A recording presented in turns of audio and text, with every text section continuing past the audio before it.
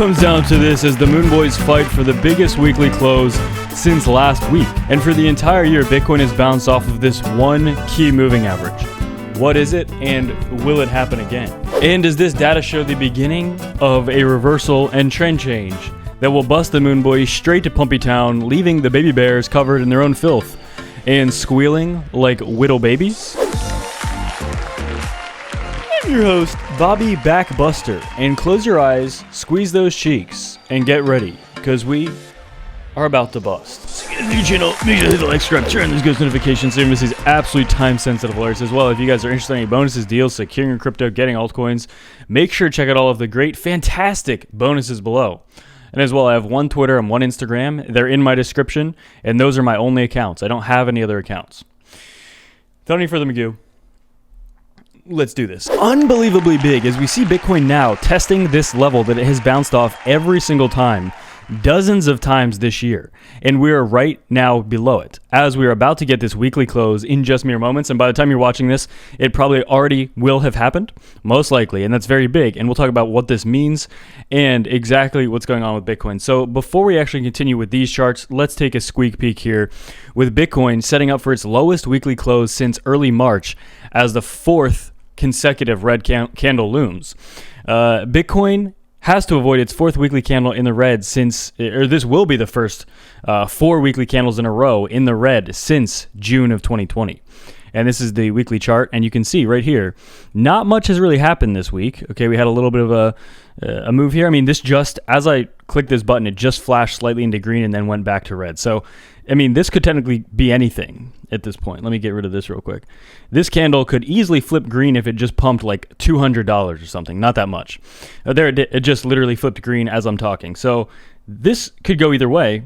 But, you know, will we get our fourth red weekly candle in a row? Again, which would be the first time since June of 2020, which is absolutely flabbergasting and mind-blowing. Here we go, back here, 4 in a row. And what happened after that was absolutely ginormous, even mega big explosiveness to the upside. So that's one positive thing to look forward to there.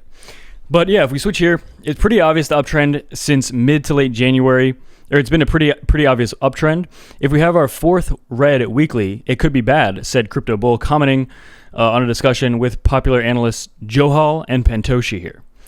It hasn't happened in about 2 years, but after that happened, we went up to all-time high and beyond.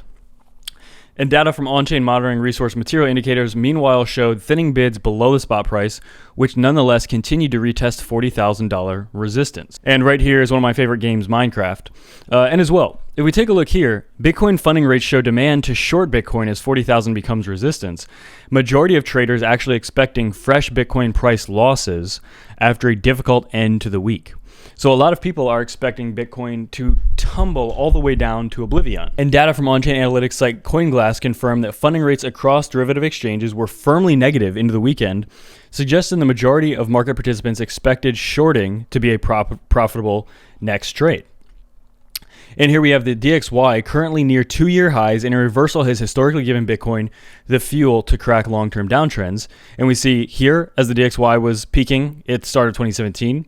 This was the beginning of the bull run for Bitcoin. DXY was peaking here in 2020. It was the beginning of the bull run for Bitcoin. And now, are we about to see something similar? That's absolutely ginormous. And before we continue as well and jump into the charts, 2 things. Just one tweet, simple enough. You know, imagine selling at support here, right at about 40K. Has been support for the past nearly 2 years.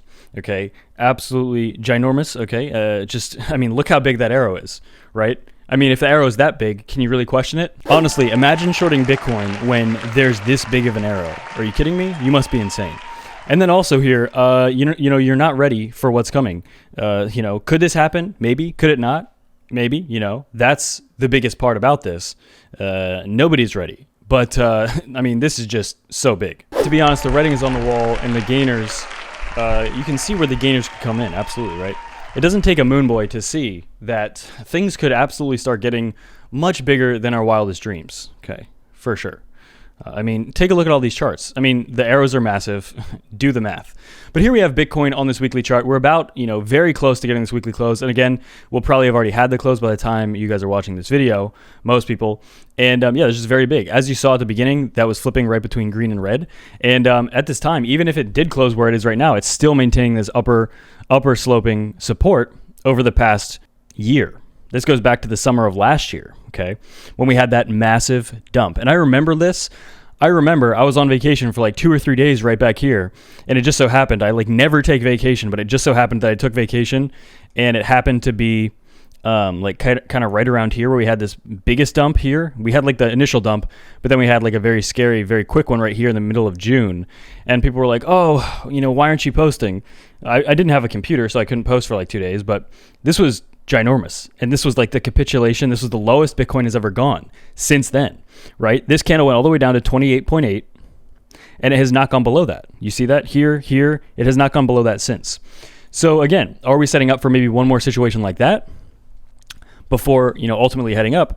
That is what I think is more likely here. I think way too many people are way too bearish. And yeah, I mean, again, I think a lot of people have already pointed out the potential of this ascending triangle here with Bitcoin still maintaining. Right now, this second is actually a little bit below. It's kind of right on this line here. But as well, the 600-day moving average, Bitcoin has bounced on every single time it's come down here since the beginning of January, or since January of this year. And right now, we're testing that yet again. So will this hold? The 200-day is where it was most recently rejected. And just very, very, very, very big for Bitcoin. With that, the DXY, this is that line we just talked about in that other post. Absolutely very big line. Is this the beginning of the reversal of the DXY, sending Bitcoin into the strongest bull market of all time? Okay, this is one scenario I think is very important to talk about. Is a lot of people are bearish right now. A lot of people are thinking, if we even make it back to like $50,000 or $60,000 per Bitcoin this year, it'll be a blessing, right? A lot of people are just so bearish right now. But what if, this is just a hypothetical. I'm not saying this will happen. I'm not saying it won't happen. If over the next month or so, the DXY tops out and Bitcoin starts absolutely exploding, how many of you will get caught off guard? How many of you will look at this chart, you take a week off or you check it once a week or something, and you see Bitcoin at like 60K, and you're like, wow, why is it so high? Next thing you know, it's at 80K. What if we enter just an insane parabolic run like that? Especially with this weekly structure of all this consolidation, I think that is a perfectly reasonable thing to happen. Say we see something like this.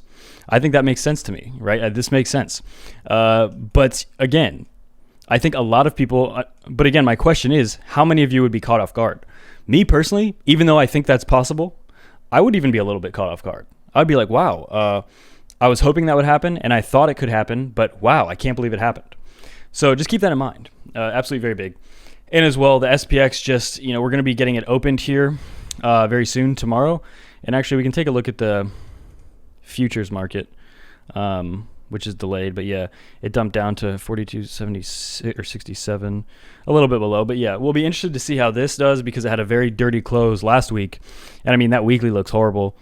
But again, if the DXY is getting close to topping out, then all bets are off, and Moon Gainers confirmed could be sooner than you think. If you guys are new to the channel, make sure to hit that like, subscribe, turn on those ghost notifications so you never miss these absolutely time-sensitive alerts.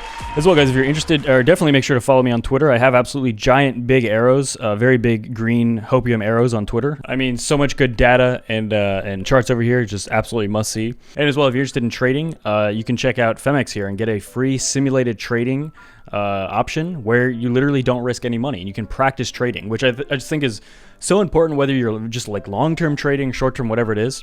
But they have that there, as well as bonuses, getting altcoins, securing your crypto, or staking with our ADA pool.